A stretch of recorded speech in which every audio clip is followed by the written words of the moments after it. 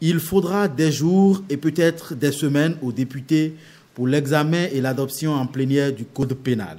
Les parlementaires vont en fait se prononcer sur le code napoléonien actualisé et contextualisé, introduit au Parlement depuis 2001 et dont l'examen n'a pas pu aboutir lors des 5e et 6e législatures. La 7e législature en cours voudrait oser en décidant, après la validation ce lundi du rapport général du document de 1007 articles disposé dans 3 livres, entamer dès ce mardi les débats de fond. L'environnement sous-régional et mondial dans lequel le pays évolue l'impose en fait. Doter notre pays d'un texte comme celui-ci est un pas très positif.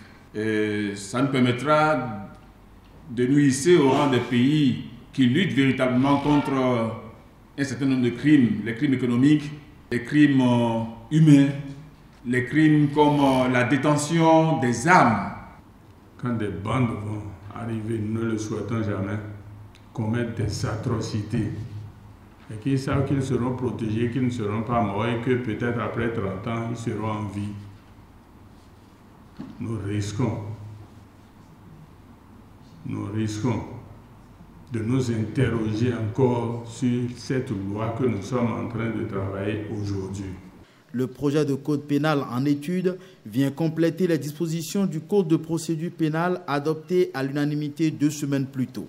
Le document exclut la peine de mort quel que soit le crime commis par l'individu, mais maintient entre autres au titre des sanctions encourues l'emprisonnement à durée et ou indéterminée, selon le cas, le travail d'intérêt général, les privations de droits pour ne citer que celles-ci. Les personnes morales n'ont pas été omises, mais le document innove surtout avec la création de nouvelles infractions en relation avec les symboles et les valeurs de l'État, de la République, des communautés et des religions. Le 2e livre du projet du Code pénal traite en particulier des crimes et délits contre les particuliers et rappelle les peines encourues, des peines corsées pour le grand nombre.